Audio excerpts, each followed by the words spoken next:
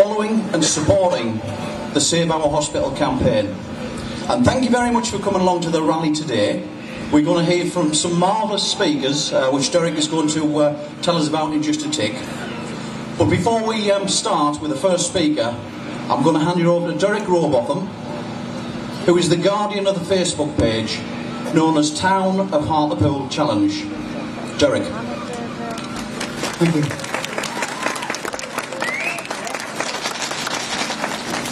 Thank you very much. We would appreciate if people can leave the place as neat and tidy as it was when we arrived here when leaving. We've got quite a few speakers to come on, so we don't want to be hanging around too much in portraying what we're doing. The town of Hartlepool started around about a year and 2 months ago, and since then we've got 3 groups in operation with over 13,000 members, so the word is spreading.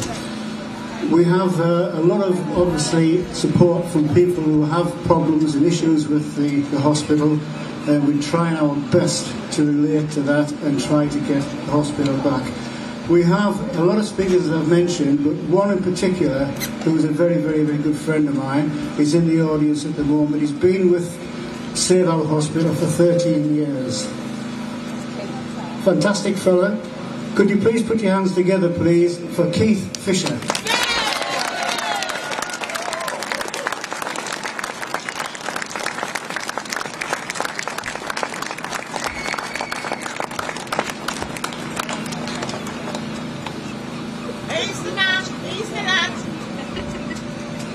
Good morning, Hartlepool. Hey!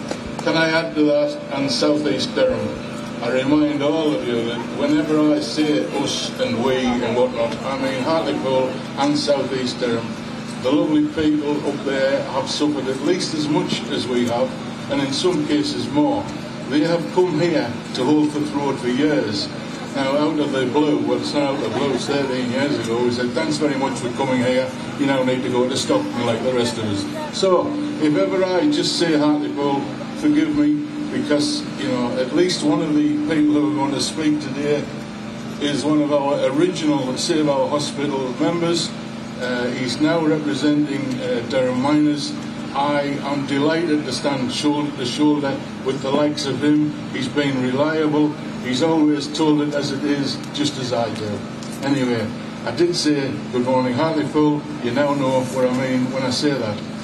Here, can I say, first off, how do you follow an introduction that Derrick gave you?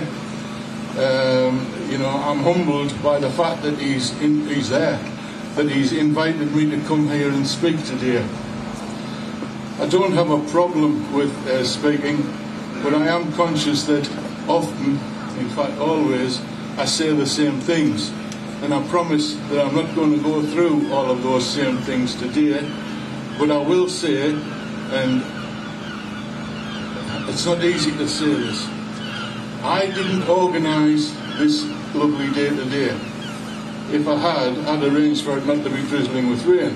But that aside, I do appreciate the work that Derrick and his Town of Hartlepool have done to arrange this. Can I also say that Derrick knows that I was one of the few, or certainly one, who was a bit reserved about actually having it here. I wasn't happy that it was near the memorial, etc., etc.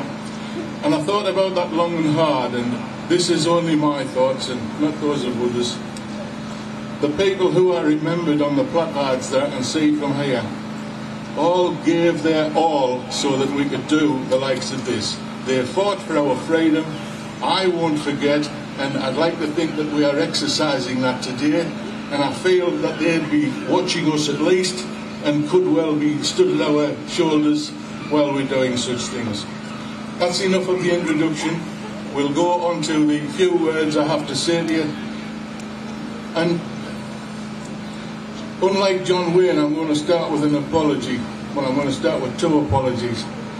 The first apology is that I'm sorry that it's took me 13 years and I haven't saved the hospital. Can I say when I say I, a bit like when I say Hartlepool, I mean Save Our Hospital hasn't actually saved our hospital. The mitigation to that is there are still at least 2 of the bricks together up there. It is still a building, it is still viable, it is still reversible, in my opinion.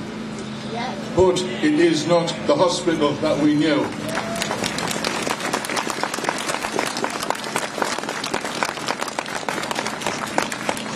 You're all clapping, but it was an apology. I realise that we have failed to save it because it's in such a state now. I am here to admit that, and to admit that I always say the same things, and to apologise for that. But today, I'm going to ask you, all of you, to do something for me, for the town, and for the hospital. I'll come to that in detail in a moment. I am not an expert, but I've been doing this for a lot of years now, and I, in my simple terms, put the people who run the hospital, this unelected Quango, in a separate group. I thought for years that we could embarrass them, we could hold it against them, the disgraceful things that they're doing. We used to keep records of all the personal disasters that families have had, and even people had died, and it just bounced off them like it would bounce off an immovable object. Quango itself speaks for itself. They are unelected. I've called them the untouchables for years. And my advice to you is that we are past embarrassing these people. We are past, I am past keeping records of the terrible things that have happened. There are so many that I have a room full of them. They can all reduce you to tears. It is disgraceful, but they just don't care. They still keep marching on where they're going. And where they're marching on to is having houses where our hospital is and should remain. There's no doubt about that in my mind. Anyway, if you will accept that even I have realised that these people are untouchable, I then turn to the fact that perhaps our elected people, and I include all of them, whether they be councillors, whether they be MPs, I can see 2 of them stood in front of me, we need them to use their leverage to do something with these people. I will concentrate on the council and say I admire the fact, I applaud the fact that twice, unanimously, they have carried a vote of no confidence in the Trust. In my olden days, I would see that as a first salvo to be quickly followed up by another, but there hasn't been another salvo. The other obvious salvo from my experience is that you withdraw all cooperation with these people. In my simple terms, what we have is, just across the road from me, we have a council who are saying we have no confidence in you, but I'll still work with you, I'll still allow you to operate. We need to stop these people operating.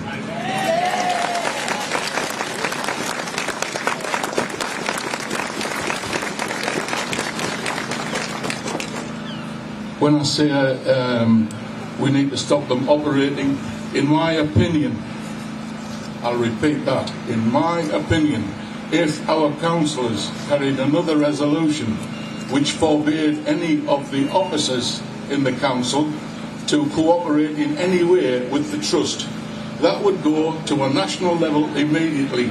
It'll be another precedent. It'll be another thing peculiar to Hartlepool.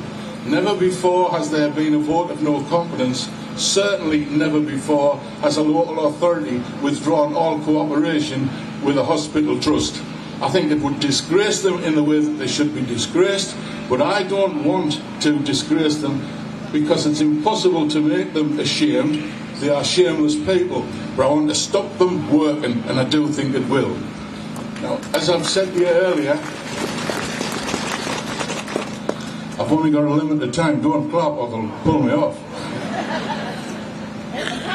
As I said to you earlier, I'm going to ask you to do something. I happen to know that perhaps down below me there's a list that has all the email addresses of all of the councillors. I want each and every one of you, and I'm looking around, I'll remember who's here.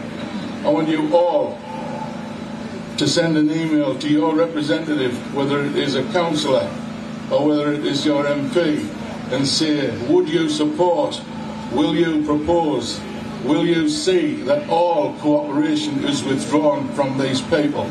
I'll tell you now, because I have tried to move that before, we will immediately be surrounded by people who tell you what we can't do. I've spent 13 years surrounded by people saying you can't do that. And at least there are still a few of the bricks still together at our hospital, and I do think it would have been gone if we hadn't done what you can't do. Let's go further. Let's demand that, you know, the new trust, because I think that's what we need, would reverse what's been done and bring the services back. When I go into that detail, sadly, I'm being careful not to underestimate and undermine what Derrick and this meeting is about. This meeting is in Derrick's intention about cooperation.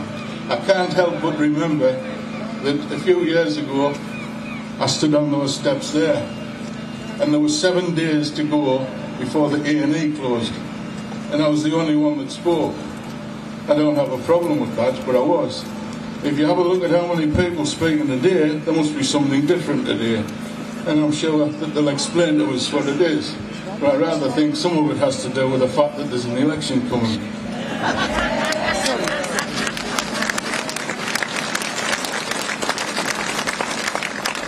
It might just be the sad way that my mind works, but I am entitled to my opinion, and the fact that people who I don't even know are here speaking today must mean something. I will applaud and thank anyone who tries to help, but I won't be used to do that. Can I also say that it is important that it is no good the likes of me or the likes of one of your councillors or your MP speaking. We all need to speak, and I'd like you to all speak by, as I say, demanding. When I say the last time I spoke there was 7 days before the closure of the A&E, I distinctly remember standing there, and in my audacity I said, my God created all of this in 7 days, so surely we can save an A&E in 7 days. Well, me speaking to you as a voter, and as one of you voters, there are about 90 days to go to the next election. This is the time that we have all the cards, we have all the numbers, we have all the powers. Please use it. Please let these people know that you're going to measure them by what they do between now and May, and not what they promise to do after May and the likes of that. I've got a shed full of promises, I've got a shed full of lies, I've got a shed full of support that never existed.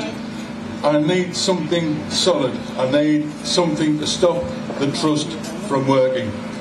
I'm conscious that I've spoken longer than I was intending to speak, and longer than Derrick will be comfortable with. But can I first thank you all for attending, and can I say that I'm going to come down there and listen carefully to what other people are telling me and promising me. But the truth is, the fact that you are here says it all, and I do applaud that, and I thank you very much. Thank you.